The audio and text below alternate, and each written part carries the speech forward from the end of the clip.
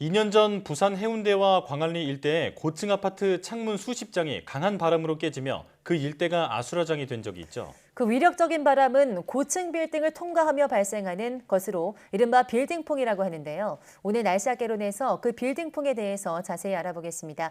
네, 오늘도 K웨더 반기성 센터장 나왔습니다. 어서 오세요. 네, 안녕하세요. 네, 안녕하십니까. 자, 우선 빌딩풍이 무엇인지 정의부터 설명을 해주시죠.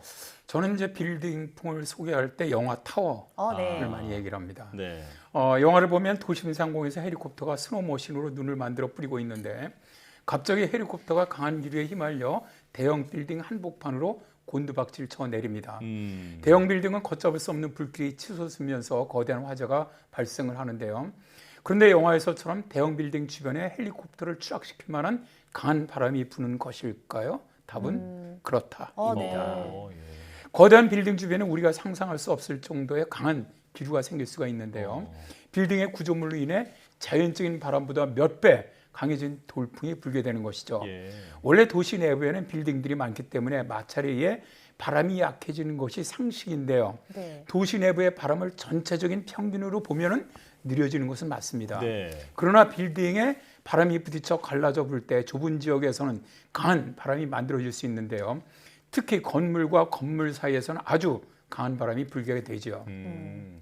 두 빌딩 사이의 좁은 통로 바람이 빠져나가면서 풍속이 엄청나게 빨라지는데 이것을 벤츄리 효과라고 부릅니다. 네. 벤츄리 효과에 의해서 강하게 부는 바람을 빌딩풍이라고 부르는데요. 또 이 바람은 빌딩에 바람이 부딪히면서 지상이라든가 빌딩의 주변에 아주 강한 그런 바람을 일으킵니다. 바람이 빌딩에 부딪히면서 위로 솟구치거나 또 아래로 강하게 내려꽂히게 되는데 이 바람이 아주 강한 위력을 가지고 있죠. 네. 그러니까 빌딩이나 지상 구조물로 인해서 바람이 더 강해지는 현상을 빌딩풍이라고 하셨는데요. 그럼 빌딩풍에도 또 다른 종류가 있을까요? 빌딩풍 같은 경우는 대개 원인에 따라서 5가지로 나뉩니다. 네. 방리류라고 부르고 또 하강풍, 또 역류, 골짜기 바람, 개구풍 네. 이렇게 5가지가 있는데요. 네. 저 그림을 보면서 한번 제가 설명할게요. 예. 자, 이 그림은 권인규의 건축 방제학에 나온 그림을 참조했음을 먼저 밝힙니다. 네. 첫째가 방리류입니다. 바람이 빌딩에 도달하면 벽면을 따라서 흘러가게 되는데요. 이 바람은 빌딩에서 벗어나서 흘러가게 되는데 빌딩 모퉁이에서입니다. 네. 벗어난 바람은 그 주위의 바람보다 더 강하게 불게 되는데 이 바람을 방리류라고 부릅니다. 네. 자, 두 번째가 하강풍입니다. 내리 부는 바람이라도 부르는데요. 바람이 빌딩에 부딪히게 되면 빌딩 높이의 60에서 한 70% 부근에서 상하 혹은 좌우로 나뉘어지고요. 좌우로 나뉜 바람은 빌딩 뒤에 생기는 압력이 낮은 지역으로 빨려 들어갑니다. 하강풍은 빌딩의 높이가 높을수록 더욱 강해지는데 이것은 상공의 빠른 바람을 지상으로 끌어내리기 때문입니다. 세 번째가 역류입니다. 일명 소용돌이 구배라고도 부르는데요. 분기점에서 아래쪽을 향하는 바람은 벽면을 따라서 하강하죠. 이 바람이 지면에 도달하게 되면 일부분은 작은 소용돌이를 치면서 좌우로 흘러갑니다. 즉 내리바람이 아닌 상승하는 강한 바람이 만들어지게 되는데 이러한 흐름을 역류라고 하고요. 고층 빌딩의 전면에 저층 건물이 있는 경우 이 바람은 더욱 강해집니다. 네 번째가 골짜기 바람입니다. 이웃에 고층 빌딩이 있거나 빌딩이 2동 이상일 경우에 부는 빌딩풍인데요. 네. 이 경우 각각의 빌딩으로부터 방리류, 하강풍이 겹치게 되면서 이로 인해서 상당히 강한 바람이 부는 형태입니다. 다섯 번째가 개구풍입니다. 예. 건물의 아래층 부분의 필로티, 이게 이제 필로티는 아파트나 빌딩 등에서 기둥만을 위한 공간을 우리가 이제 필로티라고 얘기를 하는데 예. 이런 게 있는 경우 부는 바람입니다.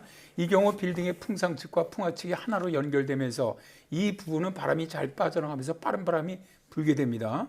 그러나 심한 난류나 하강풍은 발생하지 않는 그런 형태이죠. 그렇군요.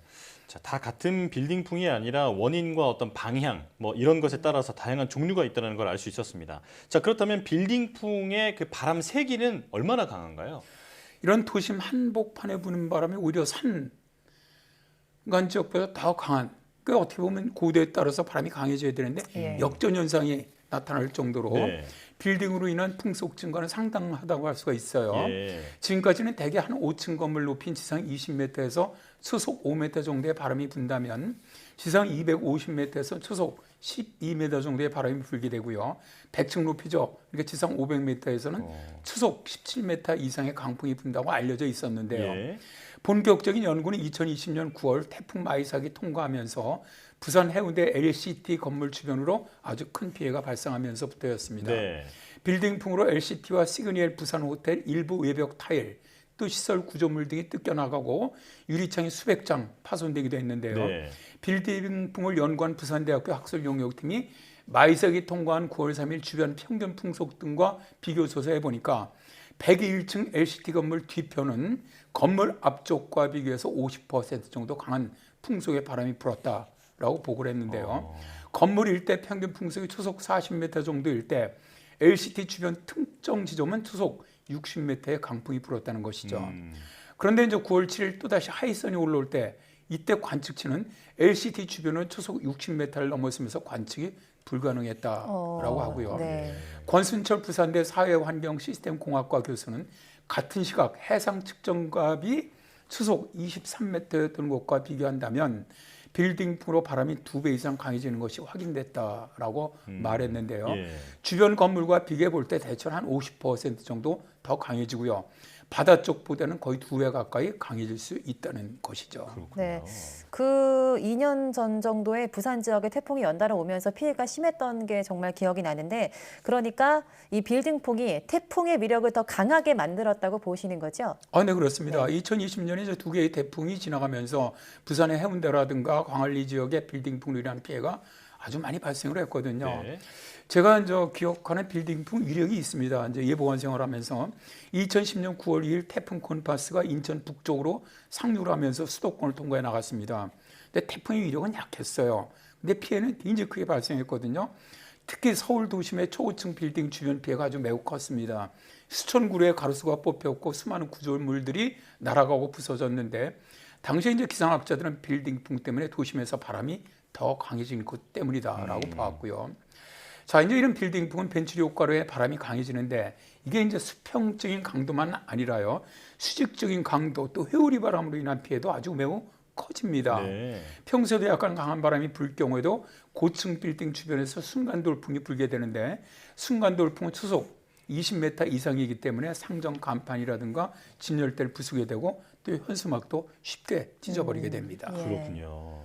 자, 그렇다면 빌딩풍이 이 평소에도 그 거주민이나 어떤 주변의 안전에도 직접적인 영향을 미칠까요?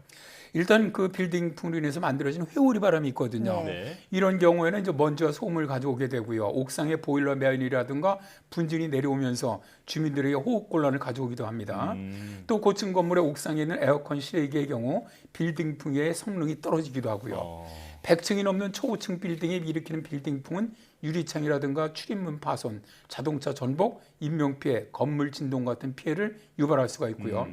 특히 바람이 강해지는 빌딩의 모서리 쪽으로는 노약자들에게는 아주 위험한 지역이 됩니다. 네.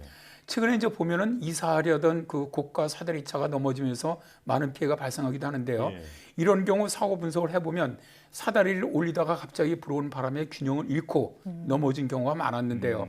소방방재청에서는 빌딩풍이 강하게 만들어지는 빌딩의 높이를 150m 정도로 봅니다. 150m 정도 높이면 약 40층 주상복합 아파트의 높이거든요. 이제는 뭐 40층 넘는 아파트는 대도시에서 흔하게 볼 수가 있고요. 또 앞으로 계속 늘어날 전망이기 때문에 빌딩풍의 피해가 커질 수밖에 없다고 봅니다. 예. 빌딩풍의 대응 방안에 대해서는 다음 시간에 다시 말씀드리도록 하겠습니다. 네. 네, 그러니까 이 빌딩풍이라는 게 원래는 없었던 건데 이제 빌딩이 생기면서 발생한 신종 재난이 아닐까 싶은데요. 다음 시간에 대응 방안에 대해서도 저희 한번 다시 이야기를 나눠보는 게 좋겠습니다. 오늘 말씀은 여기까지 듣겠습니다. K웨더 예보센터장 반기성 센터장과 함께했습니다. 고맙습니다. 네, 고맙습니다.